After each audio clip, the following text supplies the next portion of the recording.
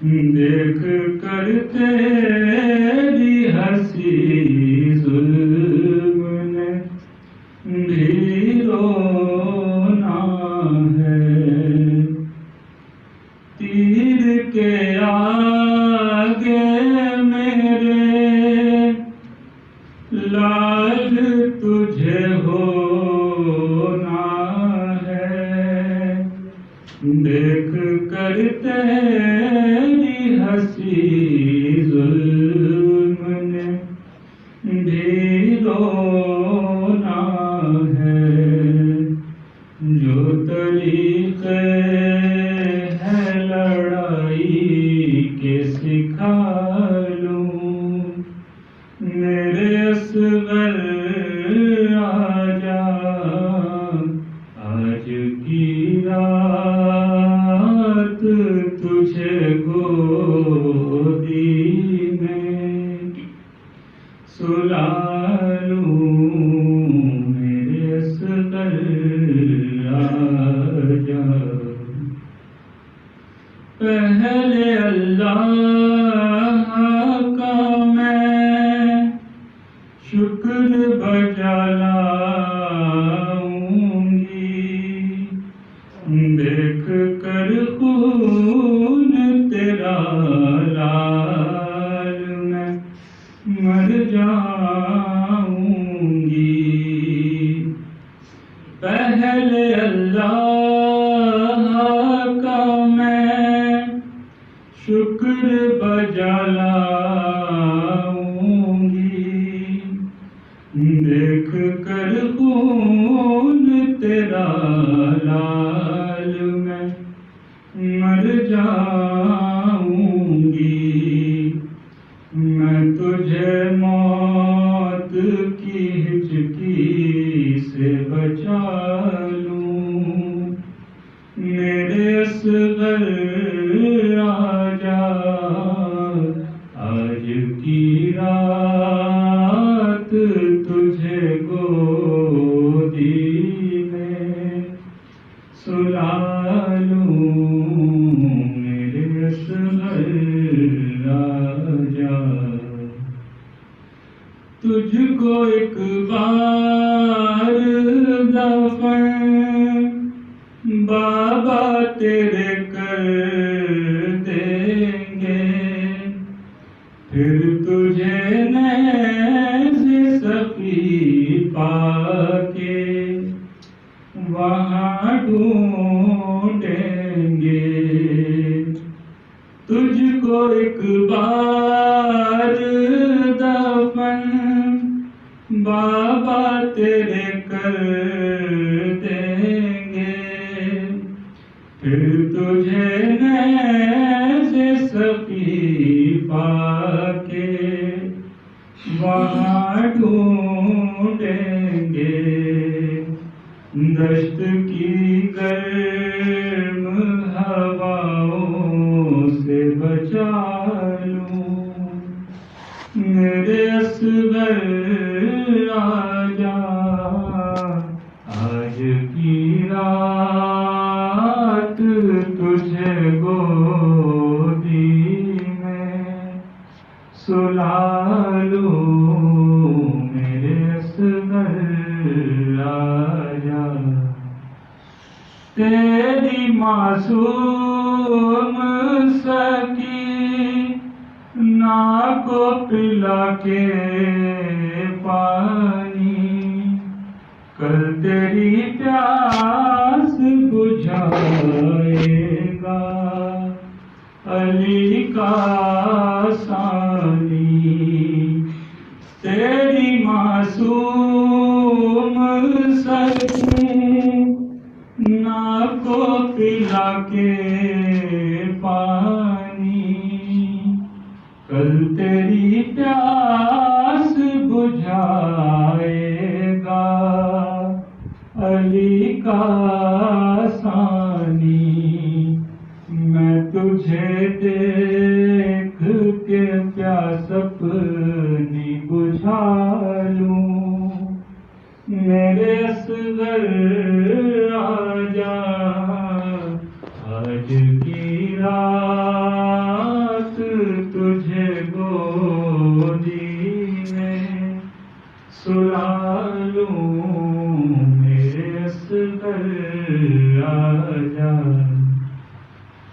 لاش اصغر کی جو دیکھی تو اٹھی ایک بکا، ہائے یہ شام غریبا کو سکینہ نے کہا، لاش اصغر کی جو دیکھی تو اٹھی ایک بکا، ہائے یہ شام غریبا کو سکینہ نے کہا، ہو کے پابند تجھے پانی پلا لوں، میرے اصغر آجا،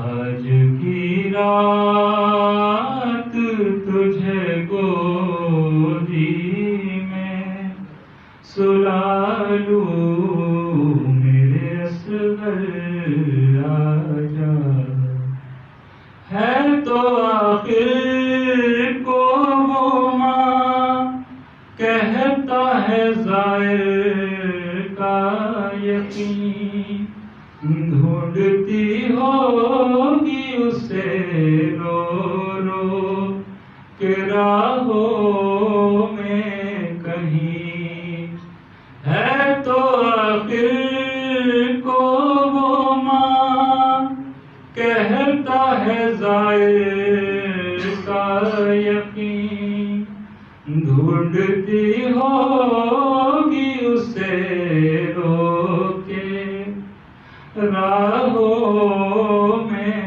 کہیں، کہتی ہوگی کہ تیرے ناز اٹھا لوں، میرے اصغر آجا، آج کی رات تجھے گودی میں سلا لوں، میرے اصغر آجا، لوری ارمانوں سے بھرپور سنا لوں، میرے اصغر آجا، آج کی رات، نعرہ سلوات۔ اللہم صلی علی محمد وعلی محمد۔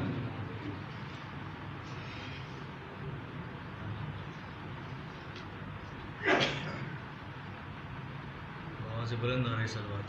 اللہم صلی علی محمد وعلی محمد۔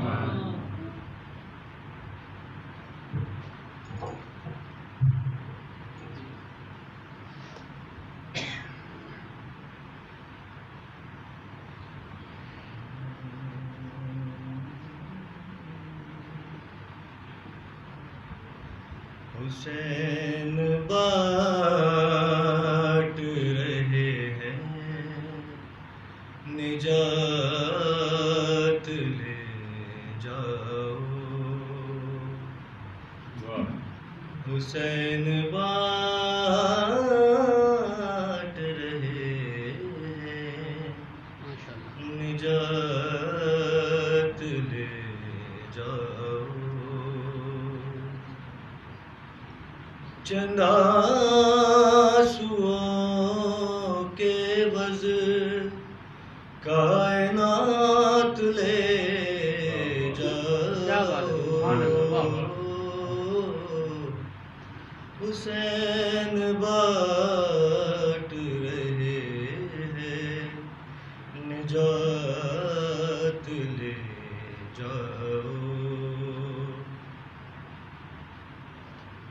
یہ کرب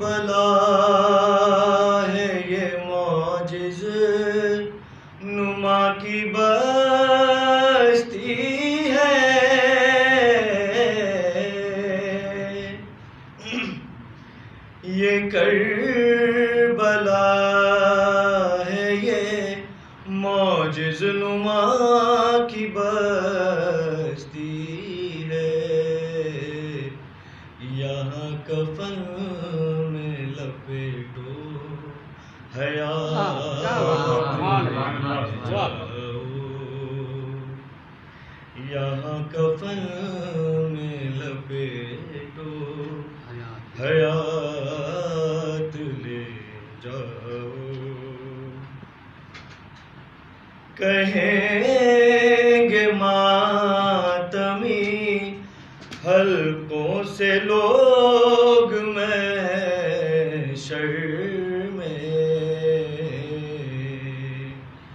مجھے حسین کی جنت میں ساتھ لے جاؤ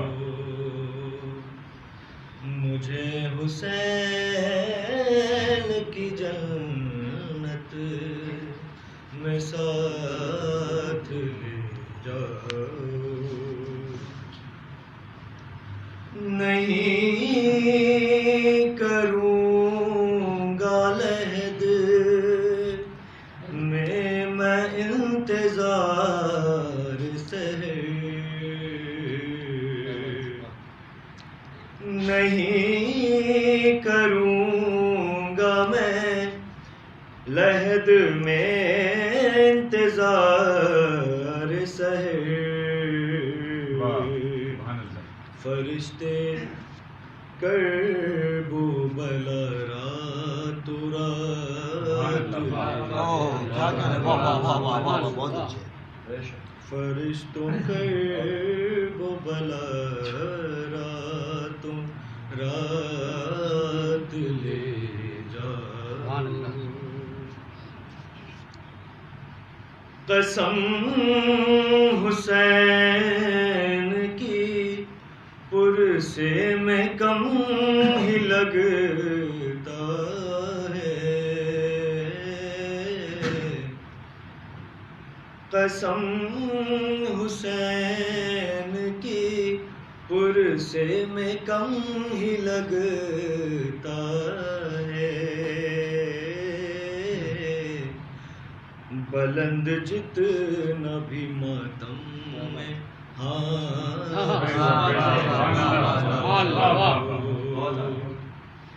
بلند جتنا بھی ماتم میں ہاتھ لے جاؤ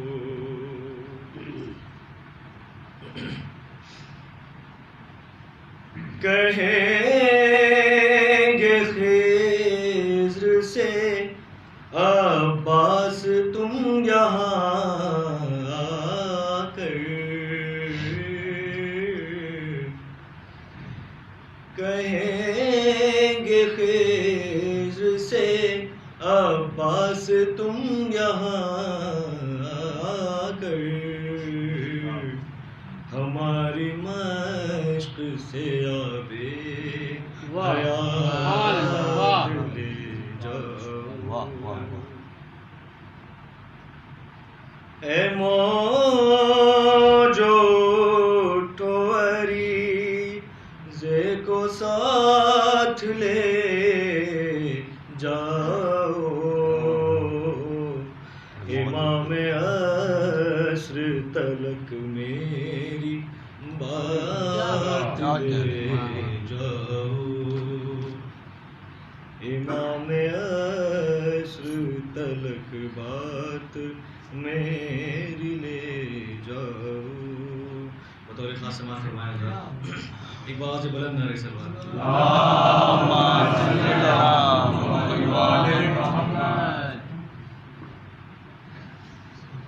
تشریف فرما ہو رہے ہیں ایک اور بابا سے بلند نعرہ سلوات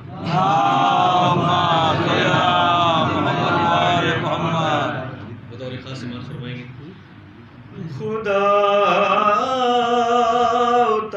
اتارنے والا ہے صدقہ مہدی کا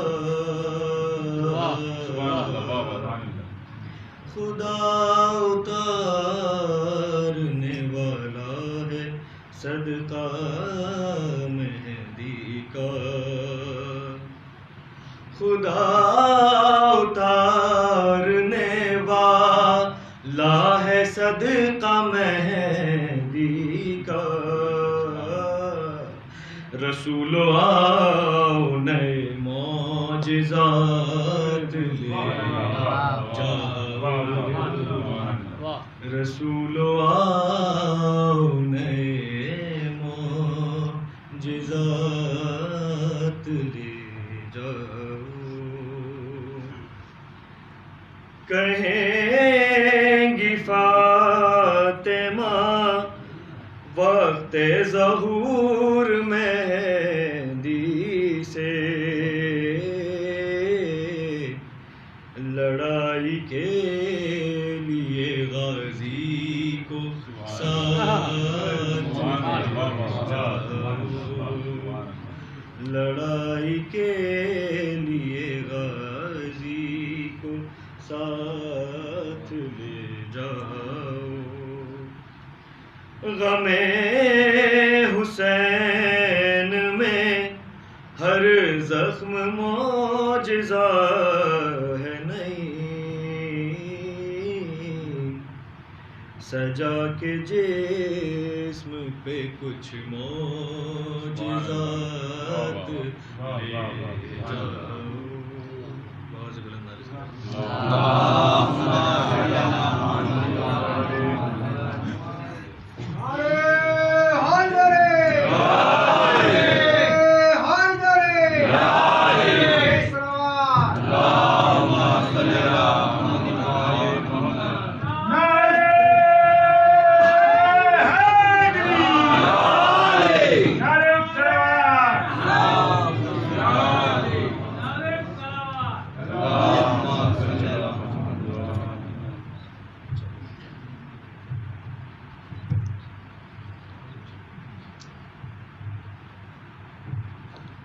جمال محمد کمال علی بآواز بلند صلوات.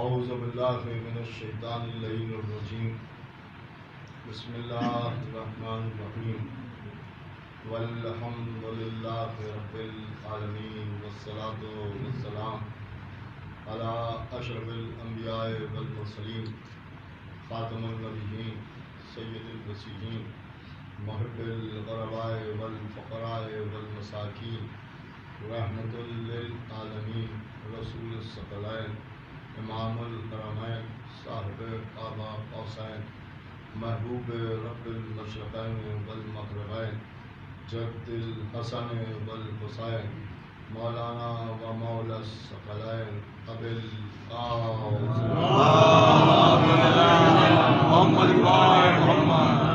وآل بیتہ الطیبین الطاہرین المعصومین المظلومین المنتخبین المنتجبین، الذین اذهب اللہ عنہم الرجس وطہرہم تطہیرا.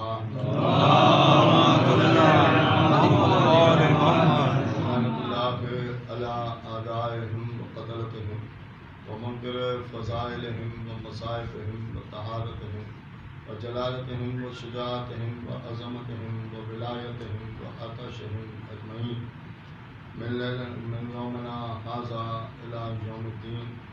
اما بعد، فقد قال اللہ سبحانہ تبارک وتعالی فی کتابہ الکریم والفرقانہ الحکیم والقرآن الکریم وقولہ الحق.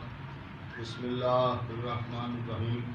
قال الذین اوتوا العلم والایمان صلوات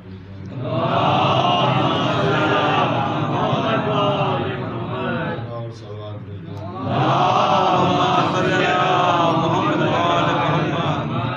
اللہ نے علم عطا کیا اور ایمان عطا کیا. قرآن عالم ان لفظوں میں اپنی عطا کی طرف اشارہ فرما رہا ہے. اور جیسا کہ برابر میں نے آپ کے سامنے عرض کیا کہ دو طرح کے لوگ ہیں. کچھ وہ ہیں کہ جو ایمان لائے ہیں اور کچھ ایسے ہیں کہ جنہیں اللہ نے ایمان عطا کیا اور علم عطا کیا.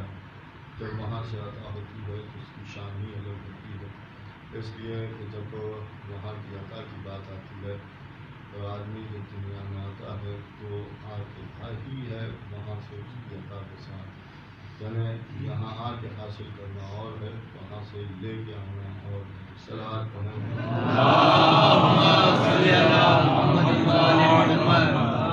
تو اب کھلی ہوئی بات ہے. آئیے ذرا دے اجازت والا کیا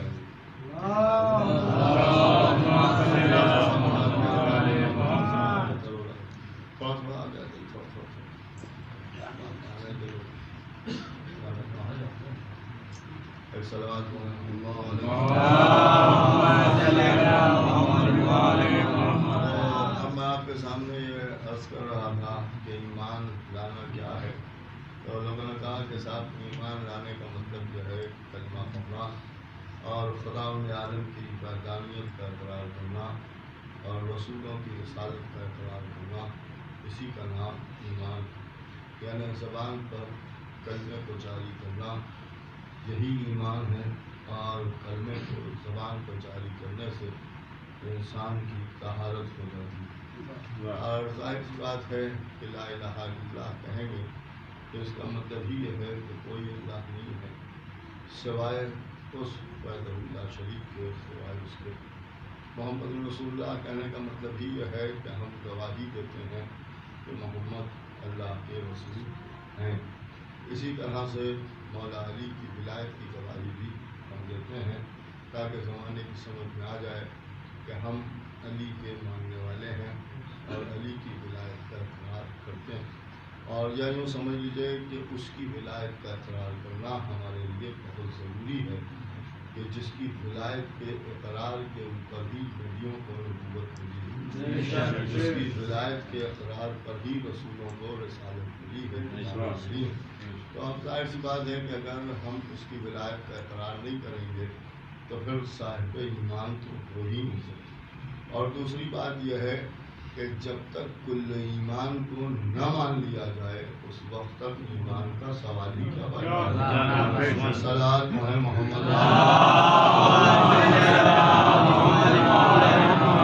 اسی طرح سے آپ دیکھیں کہ خداوند عالم نے جتنے بھی انبیاء بھیجے، جتنے بھی نبی بھیجے، وہ سب دین اسلام کی تبلیغ ہی کے لیے بھیجے. جو بھی نبی کائنات میں آیا وہ اسلام کی تبلیغ ہی کے لیے آیا، اسلام ہی کو پھیلانے کے لیے آیا. مثلا حضرت آدم آئے، جناب نوح آئے، جناب ابراہیم آئے، جناب موسیٰ آئے، جناب عیسیٰ آئے. یہ سب جو نبی آئے تو صرف اسی لیے آئے کہ یہ اللہ کے دین کو پہنچائیں. اور یہ بھی اپنے آپ میں ایک حقیقت ہے کہ ان نبیوں کے اوپر ایمان لانا بہت ضروری ہے. ان کی رسالت میں کسی قسم کا کوئی شک و شبہ پیدا ہو جائے تو اسلام دار اسلام، انسان دار اسلام سے خارج ہو جاتا ہے. اس لیے کہ آدم کی آدمیت پر بھی یقین ہو، نوح کی نبوت پر بھی یقین ہو. اگر کوئی صاحب یہ کہیں کہ صاحب ختمی مرتبت کو تو رسول مانتے ہیں لیکن حضرت عیسیٰ کی رسالت میں تھوڑا سا شک ہے، جناب ابراہیم کی رسالت میں تھوڑا سا شک ہے، اور انبیاء کو مانتے ہیں ٹھیک ہے نبی ہوں گے لیکن ہمیں مکمل طور پر یقین نہیں ہو رہا ہے، تو آدمی یہی کہے گا کہ بھائی نبوت میں کسی بھی قسم کا کوئی شک، اس کی کوئی گنجائش نہیں. اس کا مطلب یہ ہے کہ ختمی مرتبت سے جو پہلے والے نبی ہیں ان کی نبوت میں بھی شک کرنے والا اسلام سے خارج ہو جاتا ہے. اور جو یہ کہے کہ صاحب ہمیں آج اتنا بڑا شک ہوا کہ جتنا کبھی نہیں ہوا. صلوات پڑھیں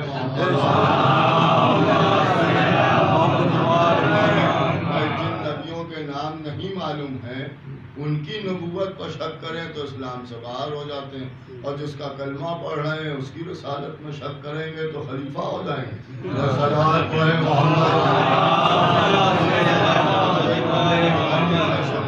کیسے ہو سکتا ہے؟ اب یہ کہ عبادتیں ہوں یا دعائیں ہوں، آج مسلمان یہ بھی پریشان ہے کہ صاحب ہماری دعائیں نہیں قبول ہو رہی ہیں، آپ اور فرمائیں کہ کیسے قبول ہوں گی؟ اس لیے کہ جو اللہ نے راستہ بتایا ہے اس راستے پر چلو تو سب کچھ قبول ہے، اور اگر اس راستے پر نہیں چلو گے تو پھر کچھ بھی قبول ہونے کا سوال نہیں پیدا ہوتا۔ حضرت عیسیٰ کے دور کا ایک واقعہ بیان ہو رہا ہے کہ اس دور میں ایک قبیلہ تھا جس قبیلے کی شان خداوند عالم نے یہ رکھی تھی کہ اس قبیلے کا اگر کوئی شخص 40 دن تک مسلسل دعا کرتا تھا تو اللہ اس کی دعا کو ضرور قبول کر لیتا تھا۔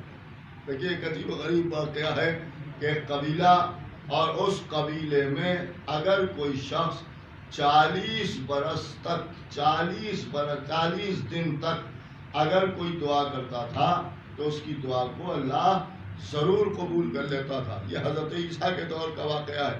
اب اسی قبیلے کا ایک شخص 40 دن تک مسلسل ایک دعا کرتا رہا اور اس کی دعا اللہ نے نہیں قبول کی، اور جب اللہ نے قبول نہیں کی تو وہ جناب عیسیٰ کے پاس آیا اور حضرت عیسیٰ سے یہ کہا کہ اے اللہ کے نبی، ہمارے ہاں یہ دستور ہے کہ ہم اگر کوئی دعا 40 دن تک کرتے ہیں تو اللہ ہماری دعا کو ضرور قبول کرتا ہے، ہمیں اللہ پر یقین ہے، اگر یقین نہ ہوتا تو ہم اس سے دعا ہی کیوں کرتے؟ مسلسل 40 دن ہو چکے ہیں ہم دعا کرتے رہے مگر اللہ نے ہماری دعا کو قبول نہیں کیا، اس کا سبب کیا ہے یہ ہماری سمجھ میں نہیں آتا، آپ اللہ سے پوچھ کے بتائیں کہ اللہ ہماری دعا کو کیوں نہیں قبول کر رہا ہے۔ حضرت عیسیٰ نے فرمایا کہ ٹھہرو میں جا کے دریافت کرتا ہوں، اور پھر حضرت عیسیٰ نے اللہ کی طرف رجوع کیا اور اس کے بعد آواز دی کہ پروردگار، جب اس قبیلے کی یہ صفت ہے تو اسی قبیلے کا ایک آدمی 40 دن تک مسلسل دعا کر رہا ہے، تو نے اس کی دعا کو کیوں نہیں قبول کیا؟ تو ندائے قدرت آئی کہ اصل میں عیسیٰ جس راستے سے میں دعا قبول کرتا ہوں اس راستے سے یہ دعا نہیں کر رہا ہے۔ جو راستہ میں نے معین کیا ہے اس راستے پر یہ نہیں آ رہا ہے۔ حضرت عیسیٰ نے پوچھا کہ پروردگار تو نے کون سا راستہ معین کیا ہے؟ بھئی کون سا راستہ معین کیا ہے؟ تو ندائے قدرت آئی کہ اس وقت کائنات میں تم ہماری حجت ہو، اگر یہ تمہارے ذریعے آئے تو میں اس کی دعا کو قبول کر لوں۔ اب بات سمجھ میں آئی کہ ڈائریکٹ دعا کرنا اور ہے اور وسیلے کے ذریعے سے دعا کرنا اور ہے۔ کہ وسیلے کے ذریعے سے دعا کرنا اور ہے، 40 دن نہیں 40 سال دعا کرتا رہے، اللہ کہہ رہا ہے کہ ہم نہیں قبول کریں گے۔ یہ صحیح ہے کہ ہم نے تمہارے قبیلے کو یہ شرف عطا کیا ہے کہ اگر 40 دن تک تم دعا کرو گے تو ہم قبول کریں گے، مگر جس راستے سے دعا مانگنا ہے اس راستے سے مانگو، بھئی اس راستے سے مانگو۔ حضرت عیسیٰ کو وسیلہ بنایا تو کہا پروردگار یہ ہمیں مانتا ہے اس لیے کہ ہمارے ہی پاس آیا، ٹھوکریں کھا کے آیا مگر آیا، دیکھیے ٹھوکریں کھا کے آیا مگر آیا، پروردگار تو اس کی دعا کیوں نہیں قبول کرتا؟ تو ندائے قدرت آئی کہ اے عیسیٰ ہم اس کی دعا کیسے قبول کر لیں؟ اس لیے کہ اسے تمہاری نبوت میں شک ہے، لیکن تمہاری نبوت میں شک ہے، اور اگر نبوت میں شک کوئی کرے تو نہ میں اس کی دعا قبول کروں گا اور نہ میں اس کی کوئی عبادت قبول کروں گا، لیکن نہ میں اس کی کوئی عبادت قبول کروں گا۔ اللہ نے فیصلہ سنا دیا کہ اگر نبی کی نبوت میں شک کرنے کے بعد کوئی دعا کرے یا عبادت کرے، اللہ کہتا ہے نہ دعا سنوں گا نہ عبادت قبول کروں گا۔ تو بھائی اگر عیسیٰ کی نبوت میں شک کرنے والے کی عبادتیں قبول نہیں ہوتی تو ختمی مرتبہ کی رسالت میں شک کرنے والے صلوات پڑھے محمد دیکھیں ابھی تو میں نبوت کی بات کر رہا ہوں، لہذا سارے نبی کرنے والوں کو تو خوش ہونا ہی چاہیے، لیکن یہ وہ سمجھ لیں کہ میں تلوار نہیں چلاؤں گی، یہ تو ہوئی نہیں۔ صلوات پڑھے محمد اور بابا سے بولے ہم صلوات پڑھے۔ بالکل تمہید کے طور پر میں آپ کے سامنے کچھ عرض کر رہا ہوں کہ آپ غور فرمائیں کہ اس کا مطلب کیا ہے کہ حضرت عیسیٰ کو ماننا ضروری ہے. اب میرا کہنے کا مقصد یہ ہے کہ ختمی مرتبہ کائنات میں تشریف لائے، اور جب رسول اللہ کائنات میں تشریف لائے تو رسول اللہ نے بھی دین اسلام کی تبلیغ کی، اور رسول اللہ نے بھی دین پہنچایا، اور سب کچھ پہنچایا، اصول بھی پہنچائے، فروع بھی پہنچائے، وحدانیت کو بھی پہنچایا، نبوت کو بھی پہنچایا، رسالت کا بھی اعلان کیا، سب کچھ ہوا. اب اس کے بعد رسول اللہ نے فرمایا کہ تم ایمان لاؤ، اور اس کے بعد ہمارا کلمہ پڑھو، اللہ کی وحدانیت کا اقرار کرو. دیکھیے وحدانیت کا اقرار کرو، اس کے احسانات کو مانو، دیکھیے اس کے احسانات کو مانو. کبھی اس رخ سے بھی سنیے گا جو میں آپ کے سامنے عرض کر رہا ہوں. اب اس میں جتنی بھی چیزیں بیان کی تو لوگوں کی سمجھ میں سب سے بڑی چیز جو آئی وہ نماز آئی. اور یہ بھی بڑی مصیبت ہے کہ نماز کو سب سے افضل بھی سمجھتے ہیں اور پڑھتے بھی نہیں ہیں، اور یہ بھی سمجھتے ہیں کہ اگر نماز کی بات ہوگی تو اہل بیت کی بات نہیں ہوگی اور اتحاد کی بات ہوگی. حالانکہ سب سے بڑا اختلاف تو نماز ہی میں پیدا ہو گیا. اب اگر لوگ ہم سے کہتے ہیں کہ صاحب نماز پر پڑھیے، دیکھیے نماز پر پڑھیے، ایک بات ہے جو میں آپ کے سامنے عرض کرنا چاہ رہا ہوں. اس لیے کہ بغیر آپ لائیو کر رہے ہیں لہٰذا دور دور تک باتیں پہنچ رہی ہیں. یہاں تو جتنے بیٹھے ہیں ماشاءاللہ ان کا تو معاملہ ہی الگ ہے، ان کے تو عقائد ہی الگ ہیں، ساری باتیں اپنی جگہ. اس لیے کہ اگر ہمارا یہ مجمع آل محمد سے محبت نہیں کرے گا تو پھر کون کرے گا؟ لیکن یہ کہ سنیں گے تو سب، چاہے وہ محبت کریں یا نہ کریں، چاہے برائے نام محب ہوں، لیکن یہ کہ سنیں گے تو لہٰذا بات ان تک بھی پہنچ جائے. پوری طور پر سنیے گا.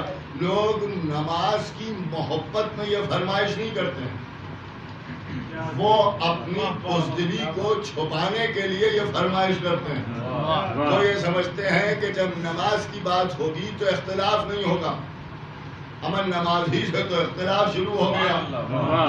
صلوات پڑھیں محمد، تو اختلاف شروع ہو گیا. سب سے پہلا تو اختلاف وہی پہ ہو گیا کہ وضو کریں تو کیسے کریں. بھائی نماز سے پہلے وضو ضروری ہے. میں نے کہا صاحب نماز پر پڑھیے تو نماز پڑھنے سے پہلے وضو بھی تو کرنا پڑے گا، تو پہلے وضو ہی درست کر لیجئے. اب جب وضو کی بات آئی تو اب ہم نے کہا بتائیے کسے صحیح کہیں، بھائی کسے صحیح کہیں. وضو ہوگا تو کیسے ہوگا؟ پنجوں سے کوہنی تک دھوئیں گے یہ صحیح ہے، یا کوہنی سے پنجوں تک دھوئیں گے یہ صحیح ہے؟ آپ کہہ رہے ہیں کہ اتحاد کی بات ہو، اختلافی بات نہ کیجیے. تو بغیر اختلاف کے پہلے وضو کر کے تو دکھائیے.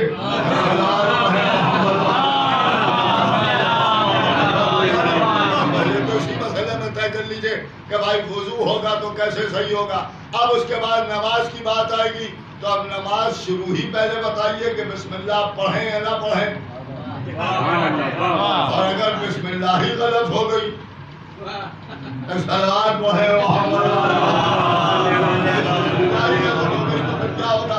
لہذا یہ کہ آپ بسم اللہ پڑھیں یا نہ پڑھیں، ہاتھ باندھ کے پڑھیں یا ہاتھ کھول کے پڑھیں. دیکھیے ہاتھ باندھ کے پڑھیں یا ہاتھ کھول کے پڑھیں. تو مسلمانوں نے کہا صاحب ہمارے ہاں تو ہاتھ باندھ کے نماز ہوتی ہے. میں نے کہا مولوی صاحب نماز کہاں سے کہاں تک ہوتی ہے؟ ہاتھ باندھ کے ہوتی ہے، ٹھیک ہے ہاتھ باندھ کے ہوتی ہے. ہم نہیں کچھ کہتے ہیں، آپ ہاتھ باندھ کے پڑھیں، ہاتھ کھول کے پڑھیں یا سر باندھ کے پڑھیں، مجھ سے کیا مطلب؟ آپ کا سر آپ کے ہاتھ بہت طلب ہے یا نہیں ہے؟ کہ ان کا کہ صاحب ہم تو یہی دیکھیں گے ہاتھ تو ایسے ہی پہنچتے تھے ہاتھ باندھ کے. ہم ان کی مجبوری تھی.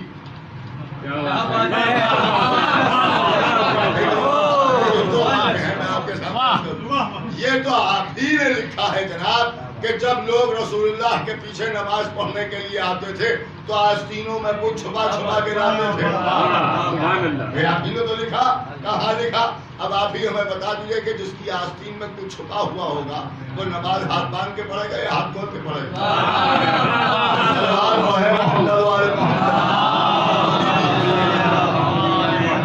اور ایک بات میں اور آپ کے سامنے عرض کر دوں تاکہ جو بچے ہیں وہ بھی تھوڑا ہنس کے میری طرف متوجہ ہو جائیں تو میں بات آگے بڑھاؤں.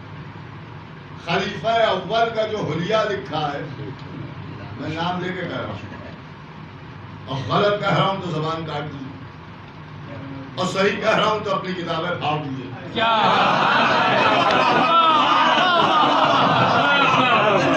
سمجھ تو متوجہ رہیں.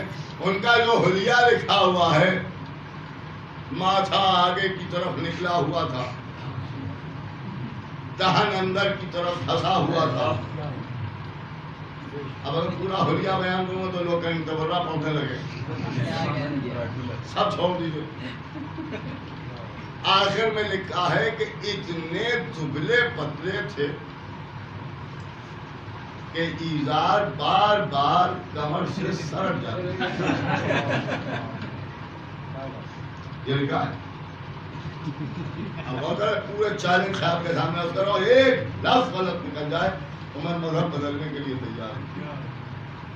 ایزار کھسک جاتی تھی، لہذا جب وہ کھڑے ہوتے تھے تو اپنے ہاتھوں سے اسے سنبھالے رہتے تھے. اب بات آپ کی سمجھ میں آئی. وہ ایزار سنبھالے رہتے تھے، آپ سمجھتے تھے ہاتھ باندھ کے نماز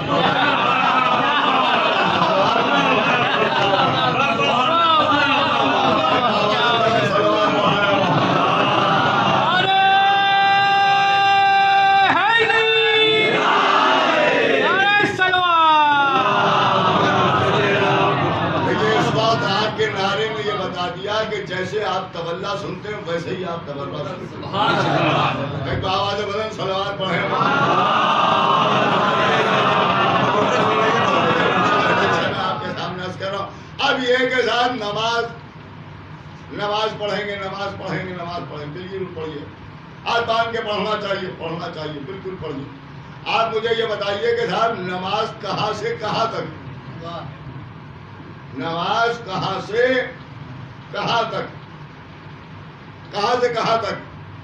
تو انہوں نے کہا کہ صاحب نماز کہاں سے؟ نیت سے لے کے سلام تک. سلام پھیرا.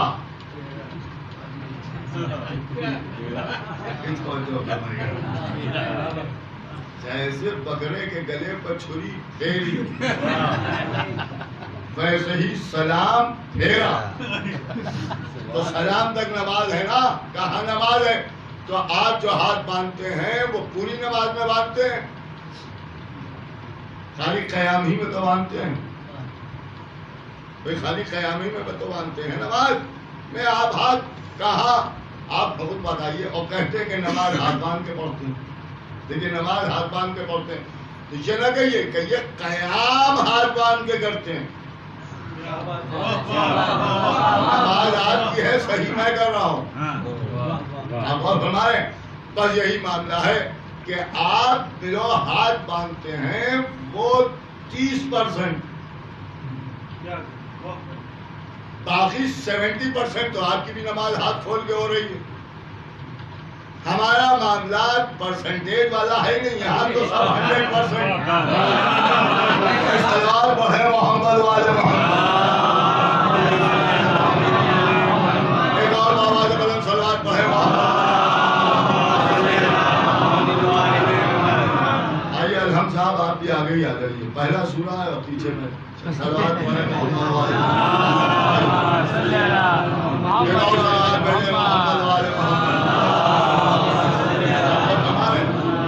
تو اب یہاں کے اوپر آپ ذرا سا غور فرمائیں کہ ان کا صاحب نماز، یہ نماز جو پڑھ رہے ہیں نمازی کیوں پڑھ رہے ہیں؟ نماز پڑھنے سے کیا فائدہ؟ دیکھیے جب بات آپ کے سامنے عرض کر رہا ہوں نماز پڑھنے سے فائدہ کیا ہے. بھائی نماز لوگوں کو سوال ہے. نماز پڑھنے سے کیا فائدہ ہے؟ تو کہا صاحب آپ کیسی باتیں کر رہے ہیں؟ نماز برائیوں سے بچاتی ہے. اچھا کہا نماز برائیوں سے بچاتی ہے. تو اب جو نمازی برائی کر رہا ہے تو دو باتیں ہیں، یا تو نماز بچا نہیں رہی ہے یا نماز پڑھ نہیں رہا ہے. یا نماز پڑھ نہیں رہا ہے، نماز بھی پڑھ رہا ہے دوسرے کا حق بھی غصب کر رہا ہے. نماز بھی پڑھ رہا ہے وقت خوری بھی کر رہا ہے.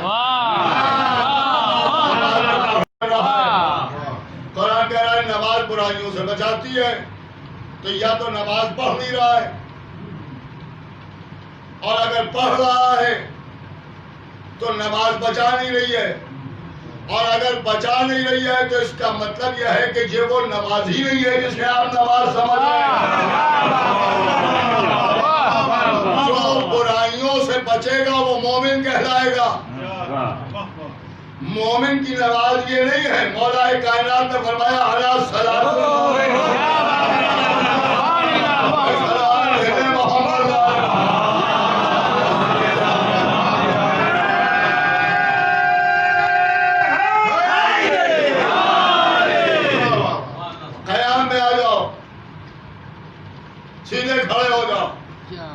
اس لیے کھڑے ہو جاؤ کہ تم اپنے معبود حقیقی کے سامنے ہو۔ رکوع کرو، جھک جاؤ، کمر تک جھک جاؤ، تاکہ زمانے کی سمجھ میں آ جائے کہ سوائے اس کے کوئی اس لائق نہیں ہے کہ جس کے آگے جھکا جا سکے۔ دیکھیے یہی سب واقعات ہیں تو معصومین نے بتائے۔ اگر میں شاید نماز پڑھانے پر آ جاؤں اور نماز بیان کرنے لگوں تو لوگ نماز بھی چھوڑ دیں۔ جیسے فضائل بیان کرتے تو لوگ کہتے ہیں نصیبی ہو گئے، ایسے ہی نماز بیان کریں گے تو لوگ کہیں گے کہ تو خدائی کا دعویٰ کر رہے ہیں۔ آپ غور کر رہے ہیں؟ رکوع کرو، جھکو، اس کے آگے تعظیم میں جھک جاؤ، پھر سیدھے کھڑے ہو جاؤ، اس کے بعد اب سجدے میں جاؤ، سجدے میں جاؤ، سر کو اس کے سامنے جھکا دو، کیونکہ تمہاری ساری طاقتیں سر میں ہیں، اور ساری طاقتوں کو اس کے سامنے جھکا کے بتاؤ کہ سب سے بڑا طاقتور تو وہ ہے،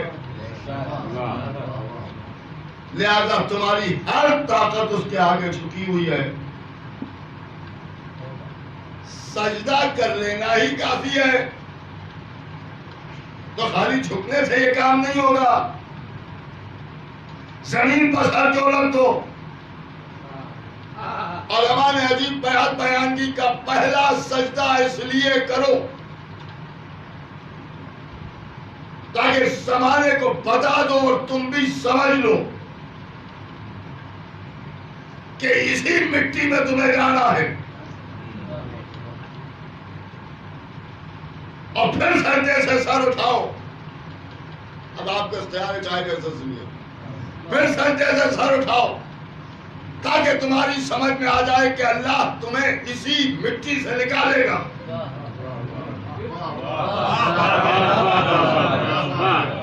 اور پھر سجدے میں سر رکھو، دوسرا سجدہ، تاکہ سمجھ میں آ جائے کہ جس مٹی سے خلق ہوئے ہو اسی میں تمہیں واپس جانا ہے۔ نہیں توجہ فرمائی آپ نے؟ مٹی پہ سجدہ کرو،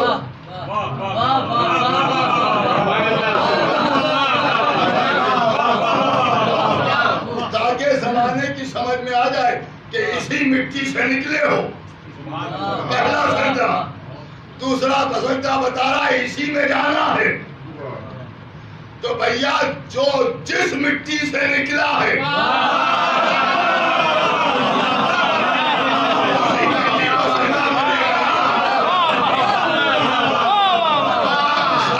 کربلا پر سجدہ اسی لیے تاکہ زمانے کی سمجھ میں آ جائے ہمارا آغاز بھی کربلا ہے، ہمارا انجام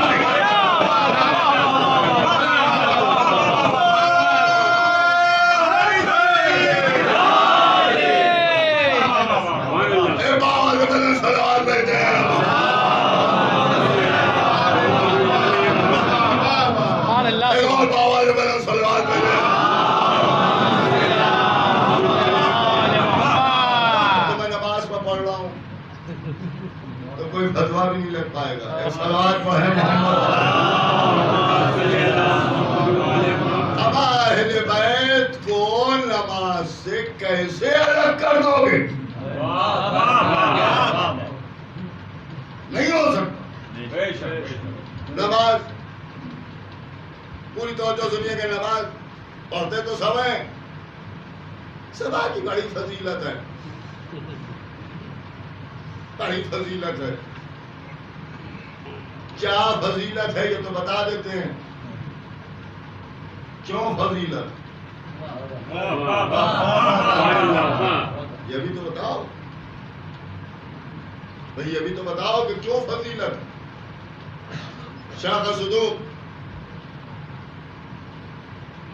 من لا یصل فقیر. شاخ صدوق وہ شاخ ہیں اور وہ عالم دین ہیں کہ جن کی کتابیں پڑھ پڑھ کے لوگ عالم ہوتے ہیں. کسی چھوٹے سے چھوٹے اور بڑے سے بڑے عالم دین میں اتنی جرأت اور اتنی ہمت نہیں ہے کہ وہ شیخ صدوق کے خلاف بولے. ان کی کتاب پڑھو، اپنے مطلب کی پڑھتے ہیں. صبح کی نماز کی کیوں اہمیت ہے؟ وہ تحریر فرماتے ہیں. سنیں شاید بچوں کے لیے کوئی نئی بات کہ ہمارے اور آپ کے چھٹے امام حضرت امام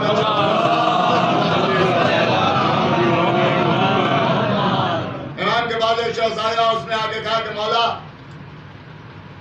یہ صبح کی نماز سورج نکلنے سے پہلے کیوں پڑھی جاتی ہے اور کیوں واجب کی گئی ہے اور اللہ اسے کیوں پسند کرتا ہے، جبکہ ابھی ابھی تو ہم نماز پڑھ کے اٹھے ہیں، اس کے بعد نماز شب بھی پڑھ لی ہے، اب یہ صبح کی نماز 2 ہی رکعت صحیح کیوں واجب کی گئی؟ امام مسکرائے. امام نے مسکرا کے فرمایا کہ اسے سورج نکلنے سے پہلے پڑھو. کہ مولا وہ تو ٹھیک ہے مگر کیوں؟ کہ اس لیے کہ جب سورج نکلے گا تب لوگ سورج کو سجدہ کریں گے. سورج کو خدا ماننے والے سورج کو سورج نکلنے کے بعد سجدہ کریں گے. اللہ نے آواز دی کہ میرے مقابلے میں جو سجدے ہو رہے ہیں ان سجدوں کا وقت آنے سے پہلے میں چاہتا ہوں مجھے سجدہ ہو جائے،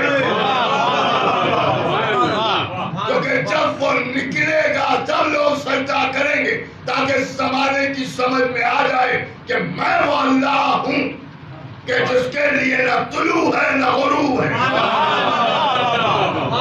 لہذا غیر اللہ کو سجدہ ہونے سے پہلے غیر اللہ کی تعظیم کرنے والوں کو سمجھ لینا چاہیے کہ غیر اللہ کی سیرت پر عمل کرنے والے بعد میں عمل کریں، پہلے مجھے سجدہ ہو جائے، پہلے مجھے سجدہ ہو جائے. یہی معاملہ نماز کے اندر بھی ہے.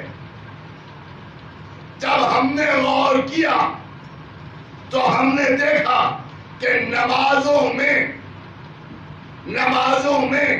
نبی کی سیرت بھی ہے، نبی کی سیرت بھی ہے اور مخالفین نبی کی سیرت بھی ہے. لہذا ہم نے بھی سوچا کہ یہ غیروں کی سیرت پر عمل کرنے والے بعد میں عمل کریں، ان سے پہلے ہی ہم زبان پر علی ولی اللہ جاری کر دیں تاکہ پہلے غدیر کا اعلان ہو جائے، سقیفہ بعد میں ہوتا رہے. سلام محمد والے محمد سلوات بھیجیں. اس نے گھبرا کے کہا کہ یہ ظہر کا وقت، کیا خوبصورت باتیں ہیں. وہ کہتے ہیں ظہر کے وقت بھی نماز ہے اور اللہ نے اس وقت پر نماز اس لیے رکھی کہ اس وقت سورج، جو جملے میں نے دیکھے وہی جملے میں آپ کے سامنے آپ کو، سورج ایک ایسے دائرے میں پہنچ جاتا ہے وقت کے کہ جو زوال کا وقت کہلاتا ہے اور جب سورج کو زوال ہوتا ہے تو ساری کائنات کو زوال ہوتا ہے، ساری کائنات کو زوال ہوتا ہے۔ لہذا جملہ سنیے گا، امام کا جملہ ہے، آپ کو اختیار ہے چاہے جیسے سنیے گا، میرے جملوں کو آپ بہت داد دیتے ہیں، امام کا جملہ ہے اس پر آپ سمجھیے، اور امام کا نہیں۔ امام فرما رہے ہیں کہ یہ وقت زوال ہے اور اس وقت پر ساری کائنات اللہ کی تسبیح پڑھتی ہے، اور جب ساری کائنات اس کی حمد کرتی ہے تو اس وقت پر اللہ ہم پر اور ہماری آل پر درود بھیجتا ہے، اور جب وہ درود بھیجتا ہے تو اس نے یہ چاہا کہ میرے درود بھیجنے کی وجہ سے میرا کلمہ پڑھنے والے مجھے سجدہ کریں۔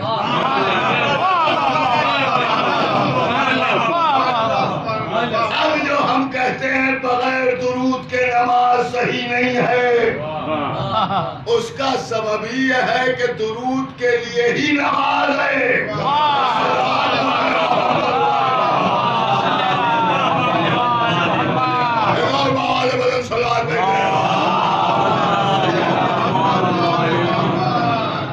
اذان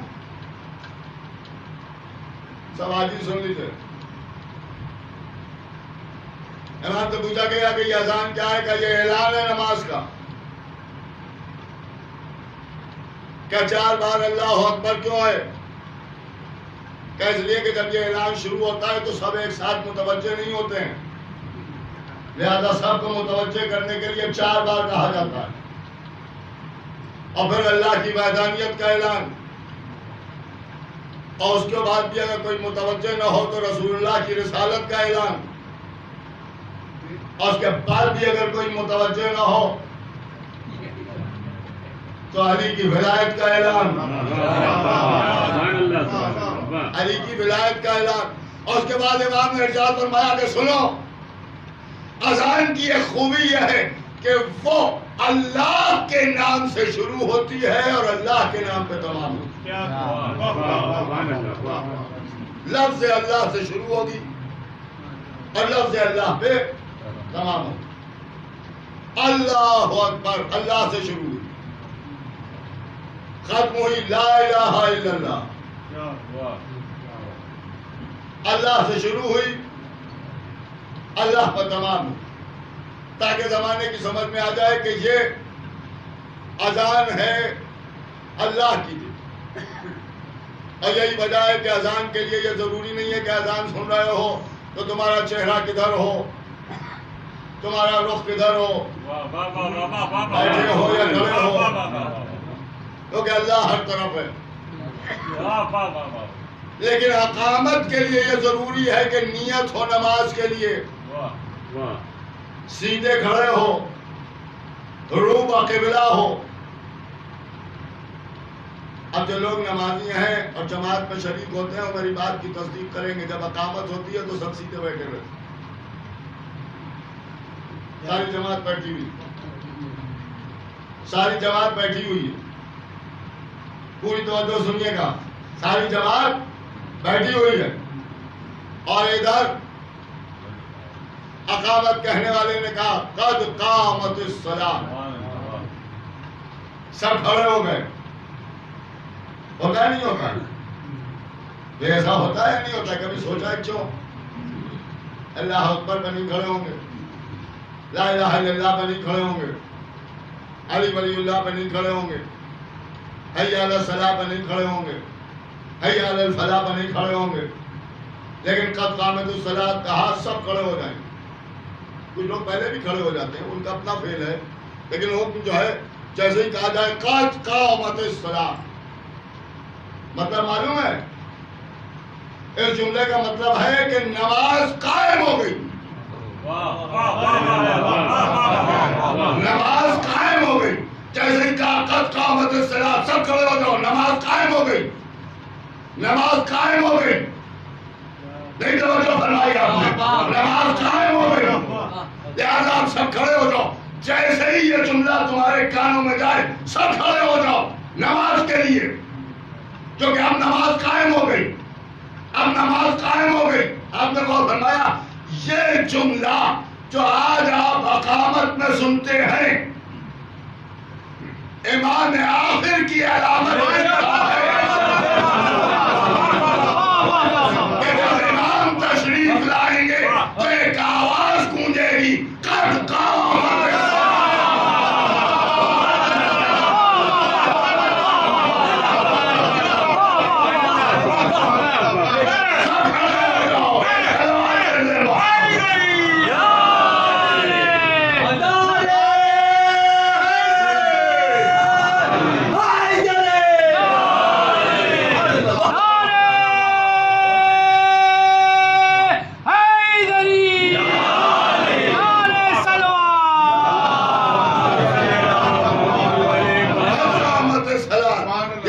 نماز کے لیے ہے. ان کے آنے پر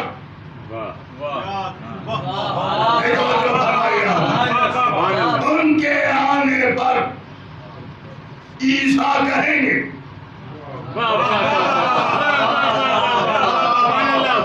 نفس اللہ کے لیے روح اللہ کہیں گے.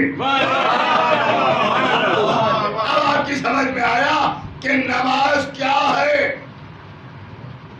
نہیں توجہ فرما رہے ہیں. نماز کیا ہے؟ اب جب یہ آواز گونجے گی کہ نماز قائم ہو گئی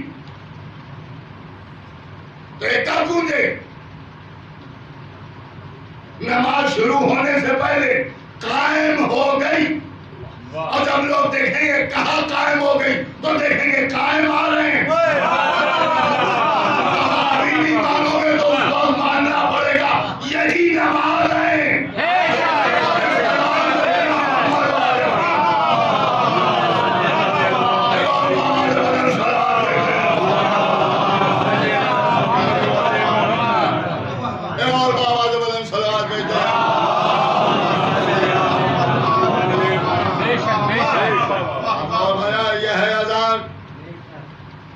اسے کہتے ہیں اقامت. اب آئیے نماز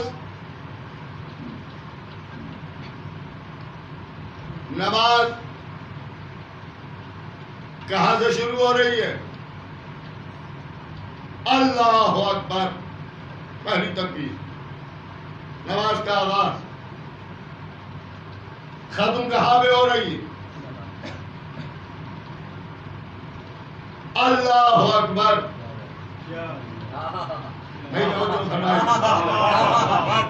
اذان اسے کہتے ہیں جو اللہ سے شروع ہو اللہ پہ تمام ہو. نماز اسے کہتے ہیں جو اللہ سے شروع ہو اکبر پر تمام ہو. اب سمجھے حسین کے لال کی اہمیت. نماز بھی جب تک ان کے در تک نہ آ جائے نماز مکمل نہیں ہوتی. اس لیے کہ ہماری نماز اللہ اکبر پر تمام ہوتی ہے. آخر میں لفظ آیا اکبر. حسین نے اپنے لال کا نام اکبر رکھا. دیکھیے اکبر رکھا، پوری توجہ سنیے گا. تو اب نماز وہ ہے جو اللہ سے شروع ہو اکبر پر تمام ہو. اس کا مطلب یہ ہے کہ خالی اللہ پر رک نہ جاؤ، کربلا تک پہنچ جاؤ. یہی وجہ ہے کہ اللہ رسول امام حسین نے اذان کی ذمہ داری شہزادہ علی اکبر کو دی. اذان کی ذمہ داری شہزادہ علی اکبر کو دی. اب ایک بات میں آپ کے سامنے اور عرض کرتا چلوں، چاہے کبھی آپ نے مجھ سے اس طرح کی باتیں نہ سنی ہوں، لیکن کبھی آپ غور کریں جو میں آپ کے سامنے عرض کر رہا ہوں. ہر چیز میں بحث ہے، یہ کہیں نہ کہیں، وہ کہیں نہ کہیں، انہیں ماننا واجب ہے یا مستحب ہے. بڑے افسوس کی بات ہے کہ آل محمد کے سلسلے میں لوگ واجب و مستحب کی بات کرتے ہیں. کبھی آپ اپنے بارے میں بھی سوچیں کہ آپ کو ماننا واجب ہے یا مستحب ہے. اپنے بارے میں تو آپ سوچتے نہیں، آل محمد کے سلسلے میں گڑبڑ کرتے ہیں. ان کا صاحب انہیں نہیں مانیں گے تو کیا ہوگا، انہیں نہیں مانیں گے تو کیا ہوگا. ایک بات سمجھ لیجیے کہ آپ لاکھ لائق احترام صحیح، آپ بہت بڑی چیز صحیح، مگر آپ کو نہ ماننے کا سوال ہم سے روز محشر اللہ نہیں کرے.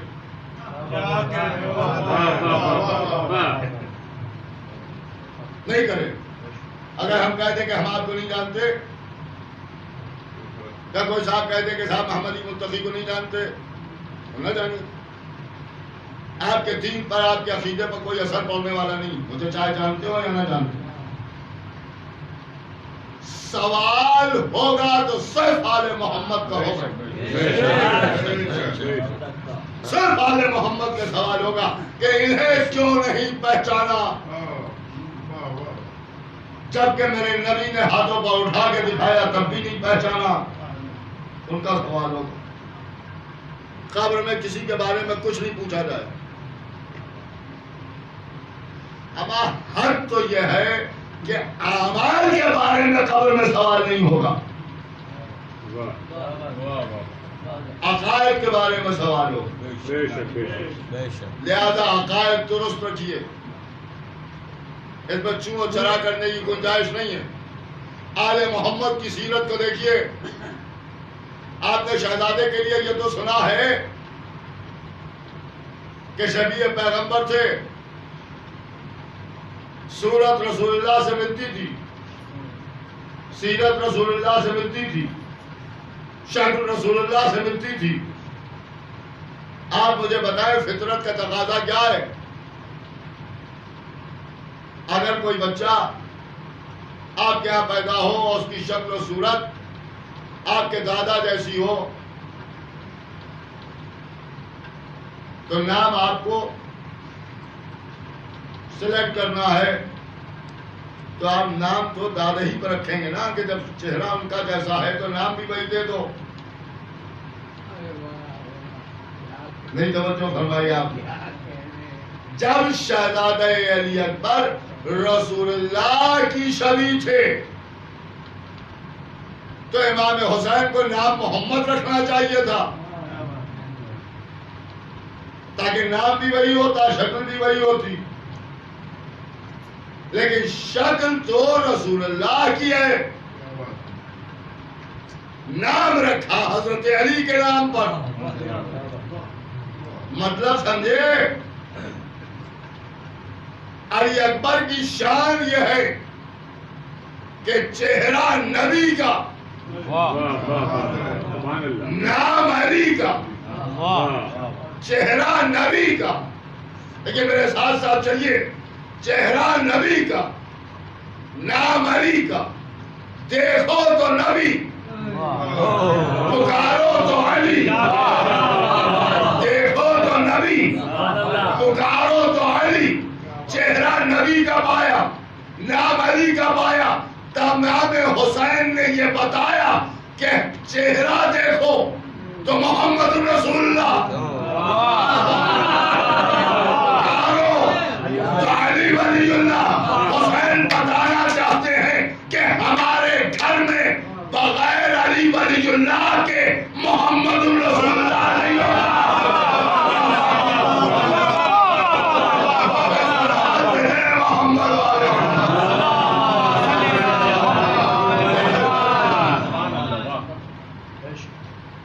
آج 6 محرم، آپ کو رونا ہے، آنسو بہانا ہے. آقا شہزادہ علی اکبر کے آج کا دن کڑی الجوان کے ماتم کا دن. دل کھول کر روئیے گا، رونے میں کمی نہ کیجیے گا.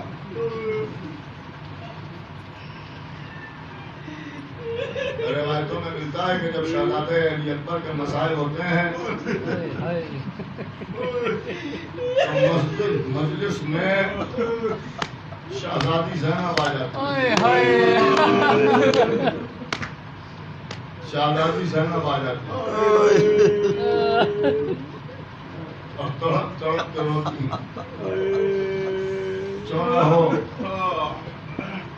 18 برس تک شہزادے کو پالا 18 برس تک شہزادے کو پالا صورت میں سیرت میں رفتار میں گفتار میں شہزادہ نبی کی صورت نبی کی شبیہ شہزادہ دنیا میں آیا آپ کی خوبصورتی کا چرچے دور دور تک ہونے لگے لوگ امام حسین کے پاس زیارت کو آنے لگے جو آتا تھا وہ کہتا تھا کہ ہم شہزادے کی زیارت کرنا چاہتے ہیں شہزادے علی اکبر کی لوگ زیارت کرتے تھے بیان ہو رہا ہے کہ جب آقا عباس اور شہزادہ علی اکبر ساتھ ساتھ چلتے تھے تو لوگ کہتے تھے کہ ایسا محسوس ہوتا ہے کہ نبی اور علی جا رہے نبی اور علی جا رہے شہزادہ علی اکبر ایک شخص امام حسین کے پاس آیا اور آگے کہتا ہے کہ مولا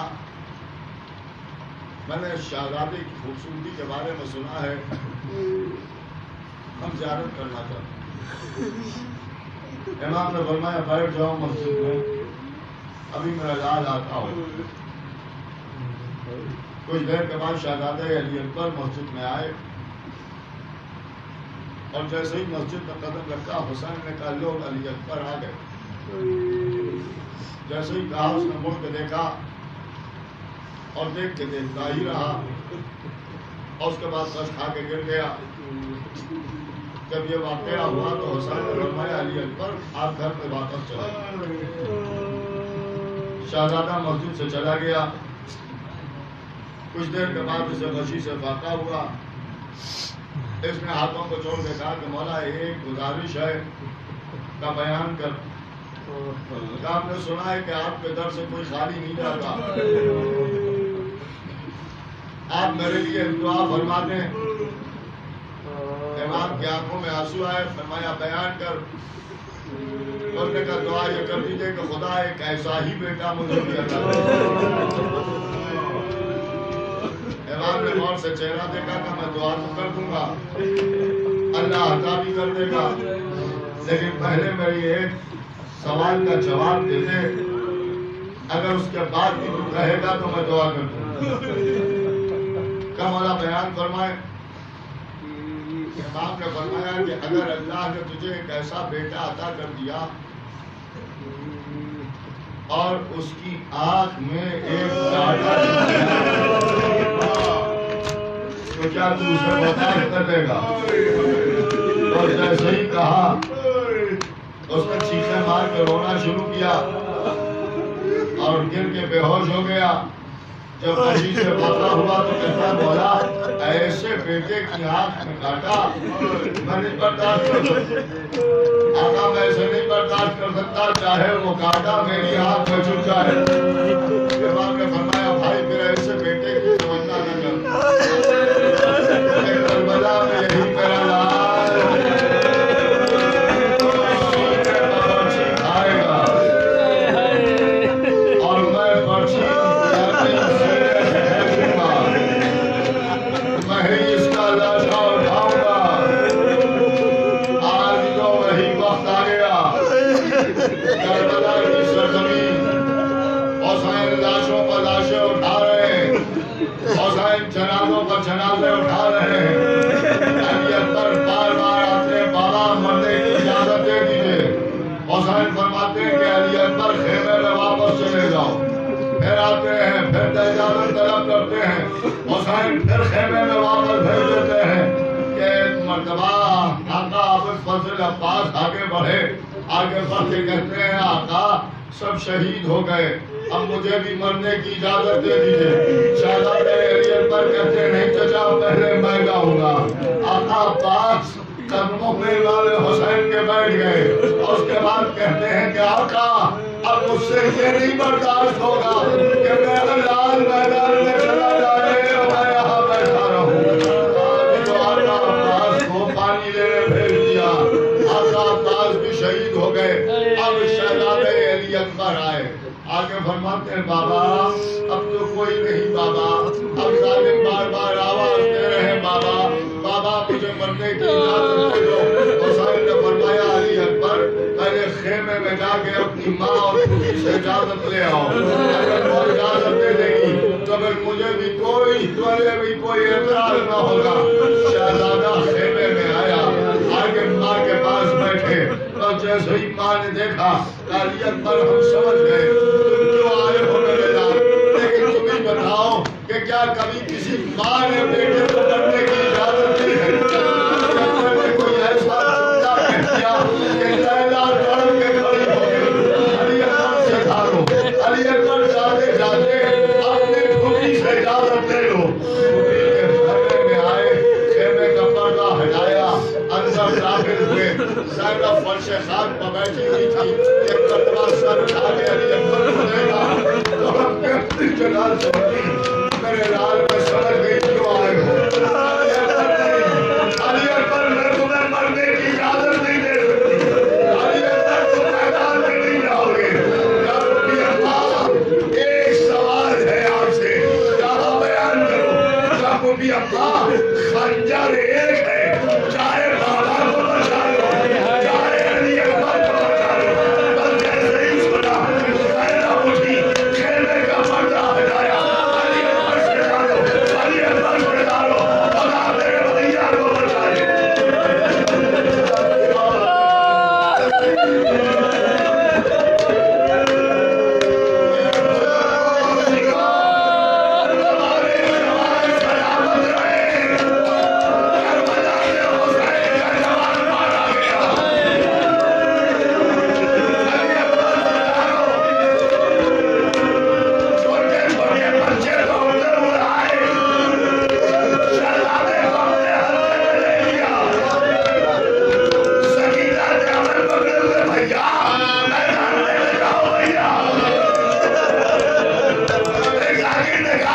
شہزادے نے پلٹ کے کہا سکینہ ہو سکتا ہے پانی آ جائے۔ اے بھیا اب یہ باتیں نہ کرو، چچا بھی پانی لے رہے ہیں۔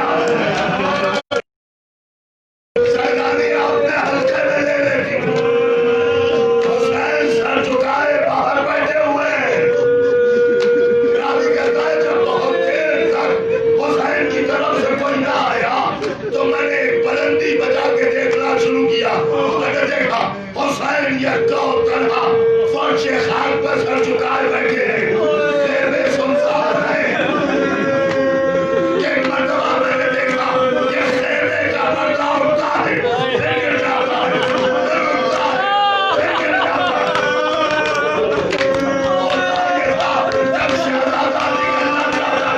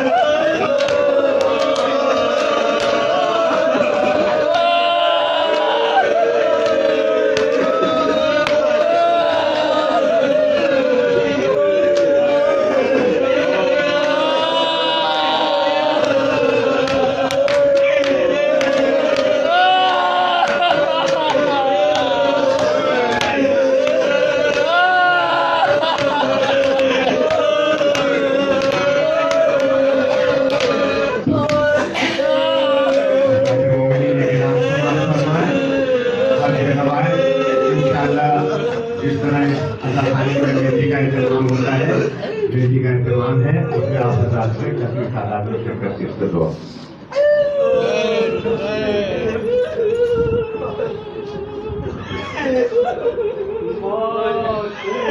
Allahu Akbar.